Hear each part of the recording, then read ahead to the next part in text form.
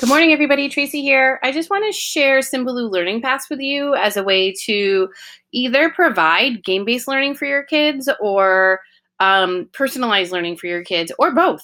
It's a great way. So you might be familiar with Symbaloo. It's a curation, it's like a visual curation tool. A lot of teachers use it to provide resources for their students. At first, I'm going to show you just what it looks like on the student end. So I'm going to type in a code that my students have been using. I'm going to click join. And then what's really cool is that as long as your kids write their name the same way, it remembers where they left off the last time that they were in. So I'm just going to point out a couple of quick things here. This is the beginning. When you go to set it up, you have to put in what the goal is. And then it moves the kids along the path.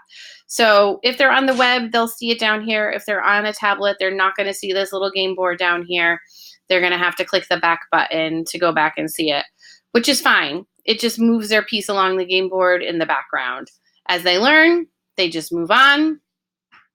And I'm going to actually go back to the game board for a second so they can move on. They can make it full screen.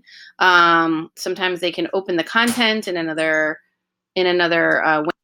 So a couple of things I want to point out on the game board. It will move them along the background. Let's say they don't finish in one lesson, which depending on what you create, that could very well happen. You can create a game board as complex or as simple as you want. It's completely up to you. So anything that's in purple are tiles that the students have already completed. Anything that is blue is where they currently are. Now, when they open it, they'll typically be wherever they left off. So usually when I open up this piece to show the kids, it's here. Anything that is orange is what still needs to be done. What's great about this is that I can go back to anything that's purple, but I cannot go ahead and jump ahead to anything that's orange. I have to follow the progression of the game board. A couple of things I also want to point out to you is that, so anything with the globe has some kind of link attached to it, and you can put videos, you can embed things. So like I've been embedding Padlets into them. You can put YouTube videos right in there, and in links to other resources as well, even websites and things like that. Anything with a little graduation cap means that there is an assessment in there somewhere. So this one here is called Checking In Books. I can tell you because I made it. It not only has information and a video that talks about how to check in, that shows how to check in books. At the end of that piece, there is an assessment built in to just check to make sure that they were paying attention and actually, went through the other tiles and weren't just skipping ahead. So there's a graduation piece here. Behind, you can't see it here just because my video is here, but behind my little face here is oh wait, I'm going to move it. So this tells the kids how many points they have. And then the little flag here is the finish line. So that's where they actually end up ending the game. This little circle guy here tells them how far along the game they are. And I have to tell you, one of the things that's kind of cool and that I hear the kids saying is that when they finish, it tells them how long it took them to complete the game. And so what's great is that I'm not even calling them learning path. I'm just calling them games now. And I'm like, no, go do the game. We're playing the game board. So, which is really, really, really kind of cool. So that's that part from the student end. I'm going to actually sign out, and I'm going to show you what it looks like when you log in as a teacher.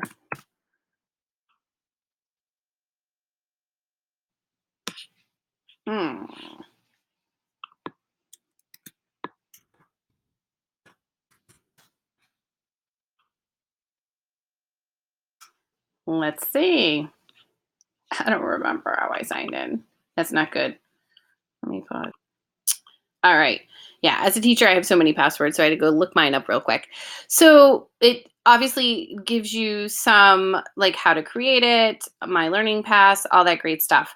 And then when you go to create one of my suggestions is that you have an idea of what you want to put on it before you create it. What I found is that there were a couple I was creating it as I was thinking of stuff, and then later on I went back. It was like, oh, I forgot to do this. Oh, I forgot to do that. It's it's a little bit more of a pain to edit a path after you've created it than it if you have to add if you have to delete tiles, not so much if you have to add tiles, but if you have to delete them. So kind of plot it out so you know just really what you want in it. There are some great features here. So you can change the background to what you want it to look like. This is how large you want the grid. And you can change the grid as you're building it. So that's not a big deal. This in the little pencil is where you're going to name it and give it a description. What are some of the objectives? And that is really the stuff that is going to get put on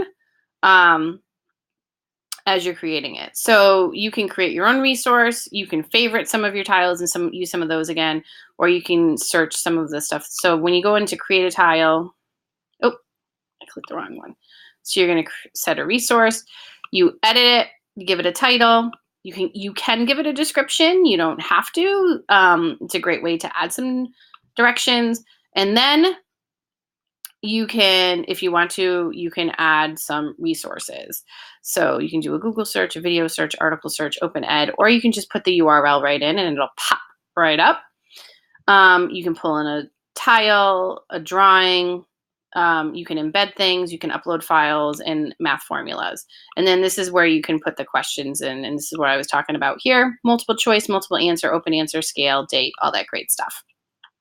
And then you can award it how many points it gives the kids. You can add a hint, you can add an explanation, and they really like them. One of the cool things about that piece is that when they get their answer correct, it gives them a green thumbs up and tells them they did a great job and all that great stuff.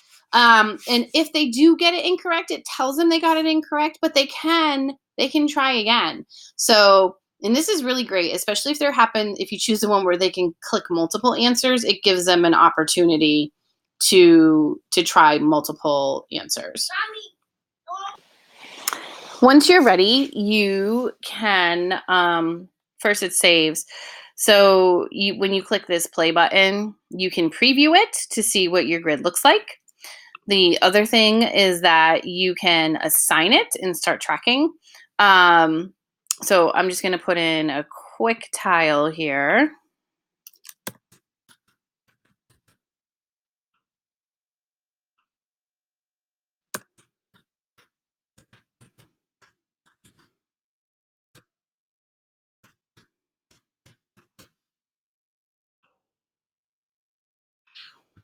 And then you have to save the tile, otherwise it won't.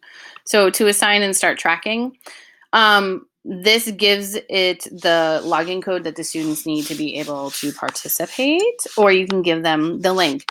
Now, if you have the app, this is where it comes in super duper handy. And as I'm doing this, I'm thinking like, wow, I could even do this with my first graders. I think would be able to do this, no problem. When I click on this here, it will tell me what students have already participated, what their scores are, how long it took them to do it. And then when I go back a page, it says it's recording because that means that it is still in the process of being assigned. And then when you're all done and you don't want it to be used anymore, you just click the stop button and you can close it and save your results. This would be really cool as a great to get some formative assessment, because you can even direct the kids to share things with you in Google Drive or OneNote. So yeah, have fun creating with Learning Path and share any questions you have below.